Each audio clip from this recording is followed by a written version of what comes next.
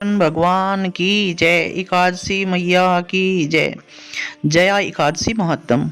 युधिष्ठिर ने भगवान श्री कृष्ण से पूछा, भगवान कृपा करके यह बताइए कि माघ मास के शुक्ल पक्ष में कौन सी एकादशी होती है, उसकी विधि क्या है तथा उसमें किस देवता का पूजन किया जाता है। भगवान श्री कृष्ण बोले, राजेंद्र, माघ मास के शुक्ल पक्ष में जो एकादशी होती है उसका नाम जया है।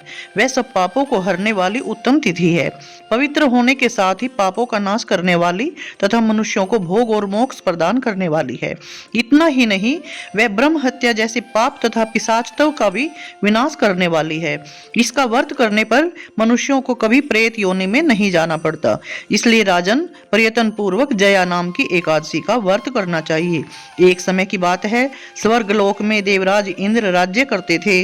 देवगण पारिजात वृक्षों से युक्त नंदन वन में अप्सराओं के साथ विहार कर रहे थे। 50 करोड़ गंधर्वों के नायक देवराज इंद्र ने स्वेच्छा अनुसार वन में विहार करते हुए बड़े हर्ष के साथ नृत्य का आयोजन किया।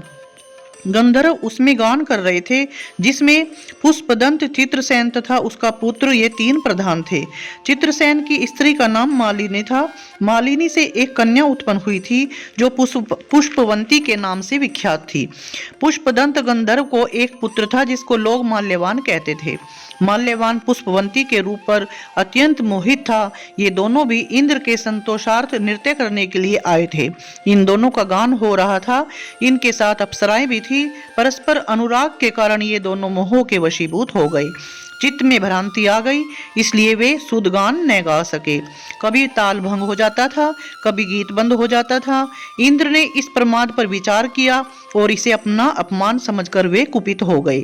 अतः इन दोनों को शाप देते हुए बोले, ओ मूर्खो, तुम दोनों को धिक्कार है। तुम लोग पतित और मेरी आज्ञा भंग करने वाले हो। अतः पति पत्नी के रूप में रहते हुए पिशाच हो जाओ। इंद्र के इस प्रकार शाप देने पर इन दोनों के मन में बड़ा दुख हुआ। ये हिमालय पर्वत पर चले गए और पिशाच योनि को पाकर भयंकर दुख भोगने लगे। शारीरिक पातक से उत्पन्न ताप से पीड़ित होकर दोनों ही पर्वत की कंदराओं में विचरते रहते थे। एक दिन पिशाच ने अपनी पत्नी पिशाची से कहा, हमने कौन सा पाप किया है जिससे यह पिशाच योनि प्राप्त हुई है।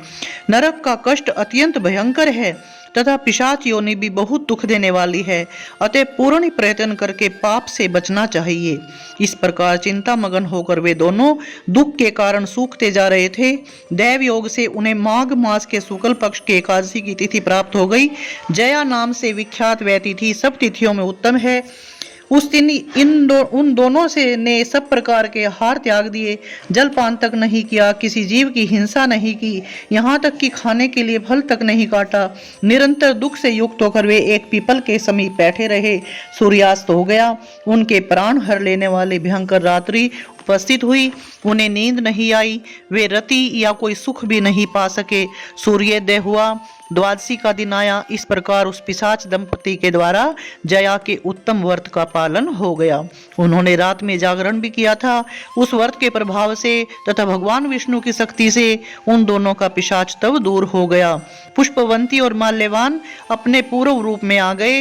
उनके हृदय में वही पुराना स्नेह उमड़ रहा था। उनके शरीर पर पहले जैसे ही अलंकार शोभा पा रहे थे। वे दोनों मनोहर रूप धारण करके विमान पर बैठे और स्वर्ग लोक में चले गए। वहां देवराज इंद्र के सामने जाकर दोनों ने बड़ी प्रसन्नता के साथ उन्हें प्रणाम किया।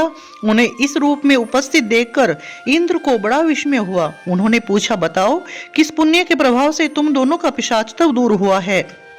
तुम मेरे शाप को प्राप्त हो चुके थे, फिर किस देवता ने तुम्हें उससे छुटकारा दिलाया है। माल्यवान बोला, स्वामी, भगवान वासुदेव की कृपा तथा जया नामक एकादशी के व्रत से हमारा पिशाचत्व दूर हुआ है। इंद्र ने कहा, तो अब तुम दोनों मेरे कहने से सुधा पान करो। जो लोग एकादशी के व्रत में तत्पर और भगवान श्री कृष्ण के शरणागत होते हैं वे हमारे भी पूजनीय होते हैं। भगवान श्री कृष्ण कहते हैं, राजन, इस कारण एकादशी का व्रत करना चाहिए। नृपश्रेष्ठ, जया ब्रह्म हत्या का भी पाप दूर करने वाली है। जिसने जया का व्रत किया है उसने सब प्रकार के दान दे दिए और संपूर्ण यज्ञों का अनुष्ठान कर लिया। इस महात्म के पढ़ने और सुनने से अग्निष्टोम यज्ञ का फल मिलता है। बोल जया एकादशी मैया की जय हो।